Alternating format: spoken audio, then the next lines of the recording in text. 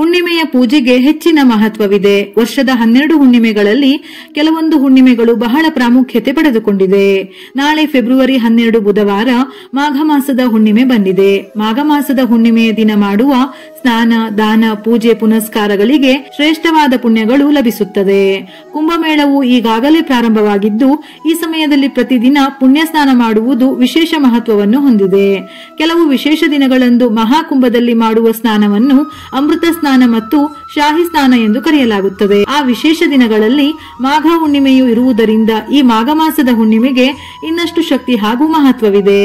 ಮಾಘ ಮಾಸದಲ್ಲಿ ದೇವತೆಗಳು ಭೂಮಿಗೆ ಆಗಮಿಸಿ ಕೆಲವು ದಿನಗಳ ಕಾಲ ಇಲ್ಲೇ ನೆಲೆಸಿರುತ್ತಾರೆ ಎಂಬ ನಂಬಿಕೆ ಇದೆ. ಹಾಗೆಯೇ ಭಗವಾನ್ ವಿಷ್ಣು ಸ್ವತಃ ಗಂಗಾ ನದಿಯ ನೀರಿನಲ್ಲಿ ಸ್ನಾನ ಮಾಡುತ್ತಾರಂತೆ. ಹಾಗೂ ದೇವಾನುದೇವತೆಗಳು ಸಹ ಗಂಗಾ ನದಿಯಲ್ಲಿ ಸ್ನಾನ ಮಾಡುತ್ತಾರಂತೆ. ಗಂಗಾಜಲವನ್ನು ಸ್ಪರ್ಶಿಸುವುದರಿಂದ ದೇಹದ ಎಲ್ಲಾ ಕಾಯಿಲೆಗಳು ಗುಣವಾಗುತ್ತವೆ. ಆದ್ದರಿಂದ ಈ ದಿನದಂದು ಗಂಗಾ ಸ್ನಾನಕ್ಕೆ ವಿಶೇಷ ಮಹತ್ವವಿದೆ.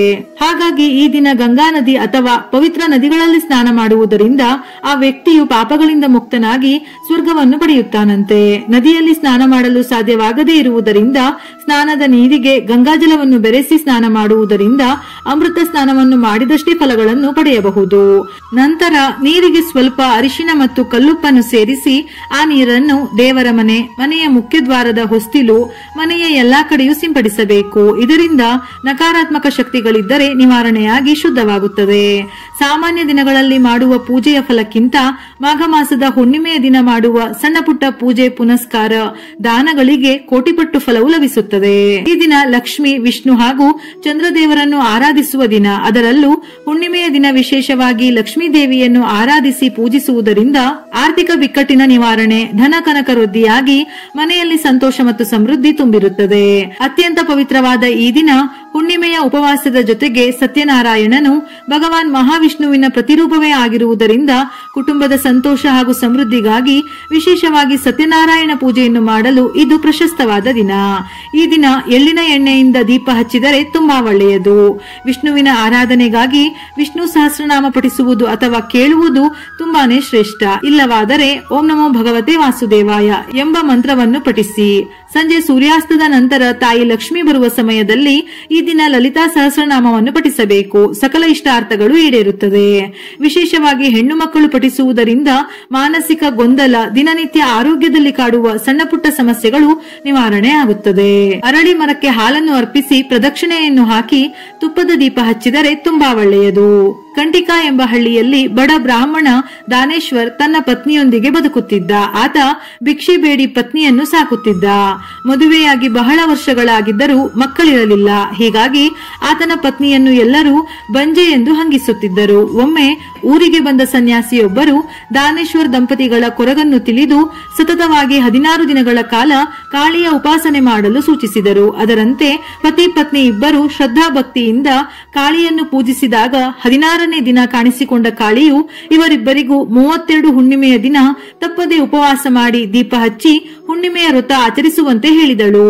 32 ಹುಣ್ಣಿಮೆ ತಿಥಿಗಳ ಬಳಿಕ ದಾನೇಶ್ವರ್ ಪತ್ನಿ ಗರ್ಭವತಿಯಾಗಿ ಗಂಡು ಮಗುವಿಗೆ ಜನ್ಮವಿತ್ತಳು. ದಂಪತಿಗಳಿಬ್ಬರು ದೇವಿದಾಸ ಎಂದು ಹೆಸರಿಟ್ಟರು.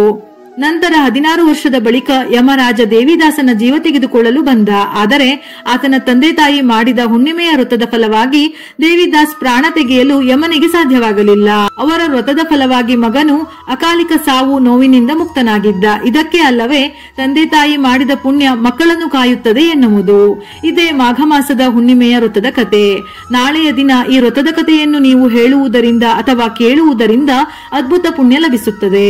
ವಿಷ್ಣುವಿನ ಪೂಜೆಗೆ ತುಳಸಿ ಇಲ್ಲವೆಂದರೆ ಆ ಪೂಜೆಯ ಅಪೂರ್ಣವೆಂದು ಹೇಳುತ್ತಾರೆ. ಹಾಗಾಗಿ ಹುಣ್ಣಿಮೆಯ ಪೂಜೆಗೆ ತುಳಸಿಯನ್ನು ಅರ್ಪಿಸಿ ಬೆಳಿಗ್ಗೆ ಮತ್ತು ಸಂಜೆಯ ಸಮಯದಲ್ಲಿ ತುಳಸಿ ಗಿಡದ ಹತ್ತಿರ ದೀಪವನ್ನು ಬೆಳಗಿ.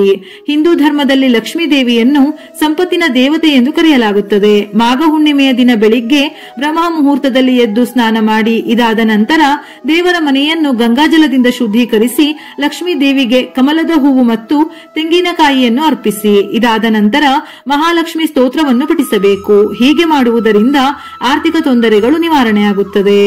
ಹಿಂದೂ ಧರ್ಮದಲ್ಲಿ ಅಶ್ವತ್ಥ ಮರಕ್ಕೆ ವಿಶೇಷ ಪ್ರಾಮುಖ್ಯತೆ ನೀಡಲಾಗಿದೆ. ಅದರಲ್ಲಿ ಮುಕ್ಕೋಟಿ ದೇವತೆಗಳು ನೆಲೆಸಿದ್ದಾರೆಂದು ಹೇಳಲಾಗುತ್ತದೆ. ಈ ದಿನ ಹಾಲನ್ನು ನೀರಿನೊಂದಿಗೆ ಬೆರೆಸಿ ಅಶ್ವತ್ಥ ಮರಕ್ಕೆ ಅರ್ಪಿಸಬೇಕು. ಇದಾದ ನಂತರ ಸಂಜೆ ಅಶ್ವತ್ಥ ಮರದ ಕೆಳಗೆ ತುಪ್ಪದ ದೀಪವನ್ನು ಬೆಳಗಿಸಬೇಕು. ಇದರಿಂದ ತಾಯಿ ಲಕ್ಷ್ಮಿಯ ಆಶೀರ್ವಾದದ ಜೊತೆ ಮುಕ್ಕೋಟಿ ದೇವತೆಗಳ ಅನುಗ್ರಹ ಲಭಿಸುತ್ತದೆ. ಈ ದಿನದಂದು ಮಾಡುವ ಯಾವುದೇ ಸಣ್ಣ ದಾನವು ಕೋಟಿ ಪಟ್ಟು ಪುಣ್ಯವನ್ನು ಕೊಡುತ್ತದೆ. ಇಂದು ಮಾಡುವ ದಾನಕ್ಕೆ ಎಲ್ಲಾ ದೇವರುಗಳ ಆಶೀರ್ವಾದ ಸಿಗುತ್ತದೆ. ಶನಿದೋಷವಿದ್ದರೆ ಇಂದು ಚಪ್ಪಲಿಯನ್ನು ದಾನ ಮಾಡಿದರೆ ಜಾತಕದಲ್ಲಿರುವ ಎಲ್ಲಾ ಶನಿದೋಷಗಳು ನಿವಾರಣೆಯಾಗುತ್ತದೆ. ಕುಜದೋಷ ಇರುವವರು ಕೆಂಪು ಬಣ್ಣದ ವಸ್ತು ಮತ್ತು ಬಟ್ಟೆಗಳನ್ನು ದಾನ ಮಾಡಿದರೆ ಉತ್ತಮ. ರಾಹುಕೇತು ದೋಷ ಇರುವವರು ಜೇನುತುಪ್ಪ ಮತ್ತು ಖರ್ಜೂರವನ್ನು ದಾನ ಮಾಡಬೇಕು. ಹಸಿದಿರುವ ಬಡವರಿಗೆ ಈ ದಿನ ಅನ್ನ ನೀಡಿದರೆ ಐಶ್ವರ್ಯ ಪ್ರಾಪ್ತಿಯಾಗುತ್ತದೆ. ಈ ದಿನದಂದು ಹಸುವಿನ ವಿಗ್ರಹವನ್ನು ದಾನ ಮಾಡಿದರೆ ಆರೋಗ್ಯದಲ್ಲಿ ಸಾಕಷ್ಟು ಚೇತರಿಕೆ ಕಂಡುಬರುತ್ತದೆ. ಹುಣ್ಣಿಮೆಯ ದಿನದಂದು ಚಂದ್ರನು ಗ್ರಹದ ಪ್ರತಿಯೊಂದು ಅಂಶದ ಮೇಲೆ ಸಂಪೂರ್ಣ ನಿಯಂತ್ರಣವನ್ನು ಹೊಂದಿರುತ್ತಾನೆ. ಹಾಗಾಗಿ ಈ ದಿನವನ್ನು ದೈವಿಕತೆಯ ದಿನ ಎಂದು ಕರೆಯುತ್ತಾರೆ. ಸಂಜೆ ಚಂದ್ರನಿಗೆ ನೀರು ಅಥವಾ ಹಸಿ ಹಾಲಿನಿಂದ ಅರ್ಘ್ಯವನ್ನು ಕೊಡಬೇಕು. ಇದರಿಂದ ಮಾನಸಿಕ ತೊಂದರೆಗಳೇನಿದ್ದರೂ ನಿವಾರಣೆಯಾಗುತ್ತದೆ. ವಿಡಿಯೋ ಇಷ್ಟ ಆಗಿದ್ದಲ್ಲಿ ಮರೆಯದೆ ಲೈಕ್ ಮಾಡಿ, ನಮ್ಮ ಚಾನೆಲ್ ಅನ್ನು ಸಬ್ಸ್ಕ್ರೈಬ್ ಮಾಡಿ. ಉಪಯುಕ್ತ ಮಾಹಿತಿಯೊಂದಿಗೆ ಮತ್ತೆ ಭೇಟಿಯಾಗೋಣ.